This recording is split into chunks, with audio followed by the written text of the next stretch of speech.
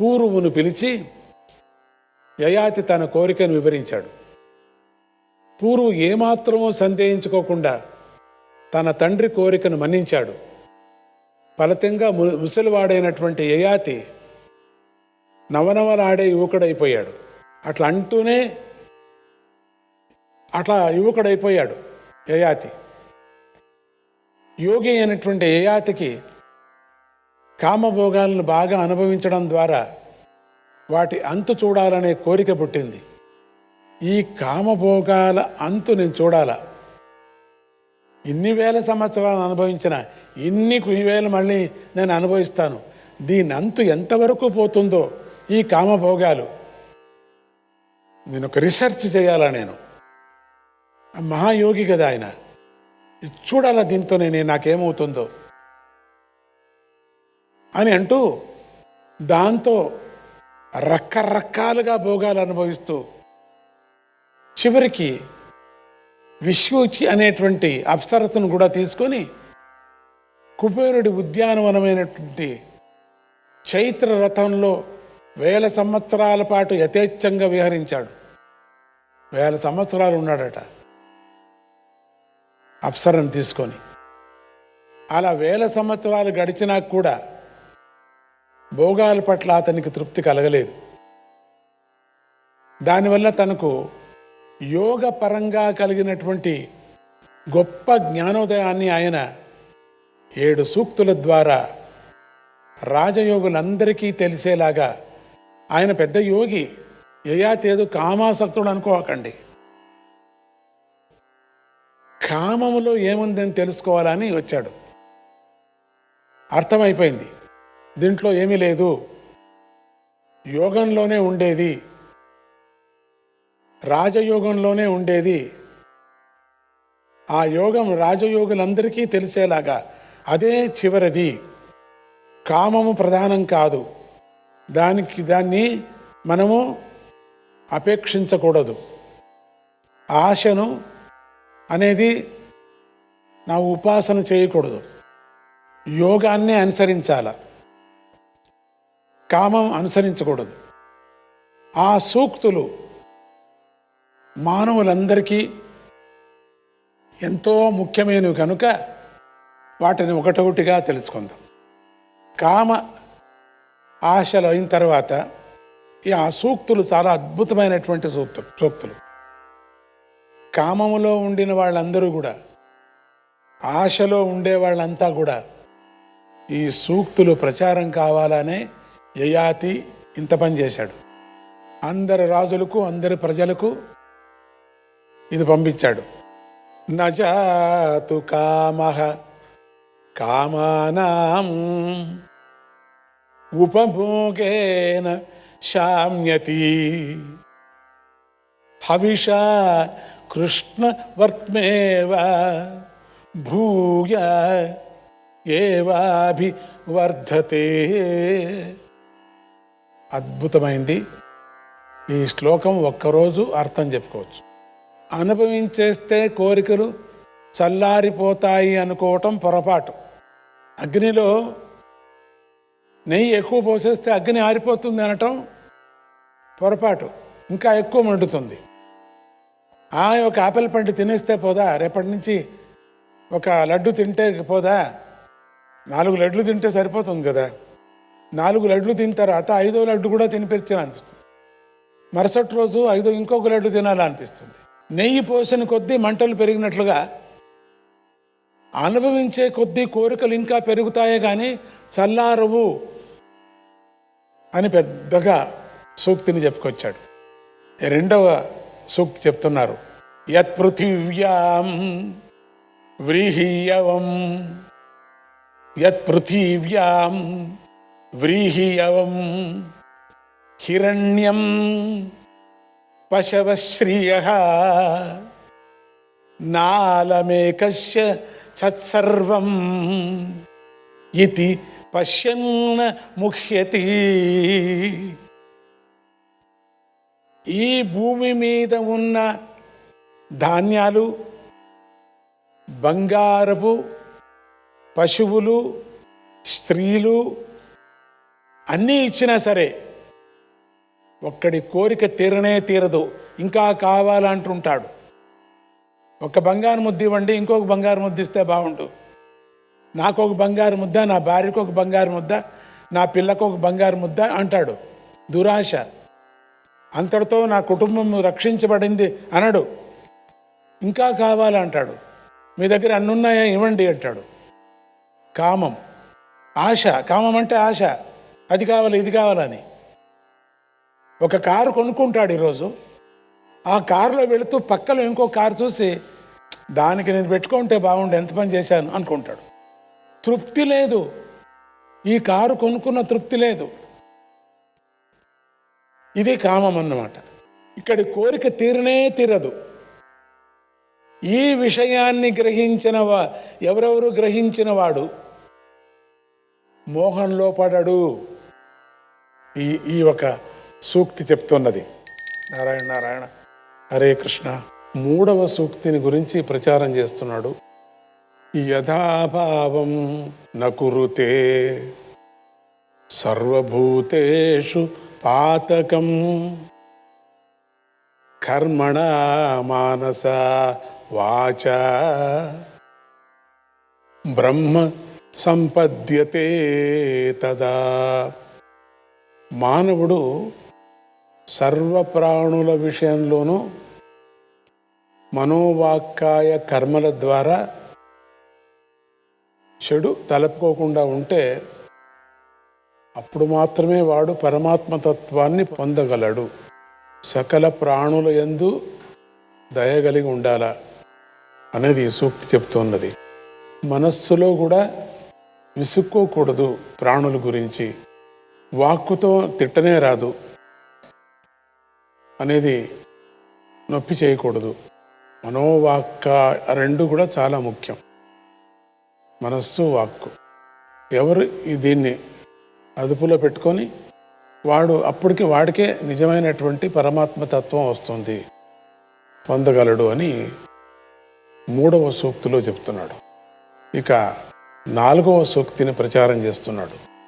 యదాన్యేభ్యో న బిభ్యేత, యదాన్యేభ్యో న బిభ్యేత, యదా చాన్యాన్ బిభ్యతి, యదా నేచ్చతి న ద్వేష్టి, యదా నేచ్చతి న ద్వేష్టి బ్రహ్మ సంపద్యతే తదా.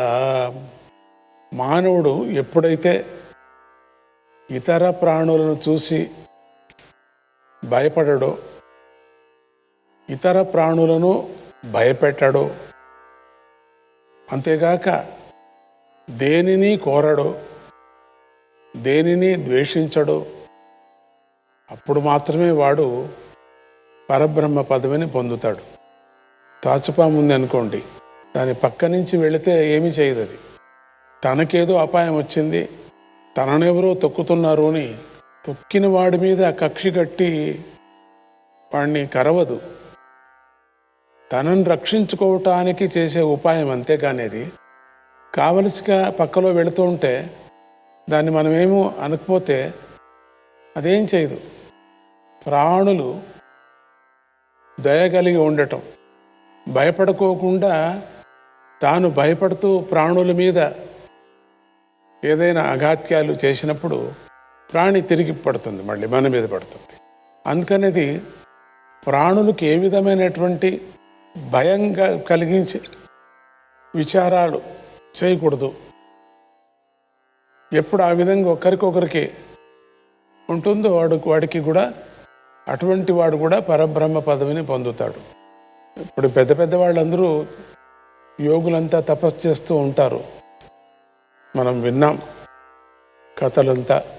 మరి వాళ్ళకి ఏ జంతువు ఏమీ హాని చేయలేదు కదా, వాళ్ళేం చేయరు కాబట్టి వాళ్ళని చేయలేదు. అదే చేసే అటువంటి వాళ్ళు ఎవరని వాళ్ళకి బాగా తెలుసు, దాంట్లకు వాళ్ళ మీద పడుతుంది అది. ఇక 5వ సూక్తి చెప్తున్నారు. యా దుస్త్యజా దుర్మతిభిః యాన జీర్యతి జీర్యతః యోసౌ ప్రాణాంతికో రోగః తాం తృష్ణాం త్యజసః సుఖం, తాం తృష్ణాం త్యజతః సుఖం. అత్యాశ అనేది ఒకటి ఉంది. దుర్బుద్ధి కలవారు దాన్ని వదిలిపెట్టలేరు. విపరీతమైనటువంటి ఆశ గలవాళ్ళు, దుర్బుద్ధి అనేవాళ్ళు ఆ అత్యాశ, ఆశ ఉంది, అత్యాశ ఎవరికి ఉంటుందంటే దుర్బుద్ధి గలవాళ్ళకి. మనిషికి ఎంత ముసలితనం వచ్చినప్పటికీ ఆ దురాశకు మాత్రం ముసలితనం రాదు. దురాశ ఒక ప్రాణాలు తీసే రోగం. దాన్ని వదిలిపెట్టగలిగిన వారికే నిజమైనటువంటి సుఖం లభిస్తుంది. ఒక అడవిలో ఒక వేటకని వెళ్ళాడు వేటగాడు.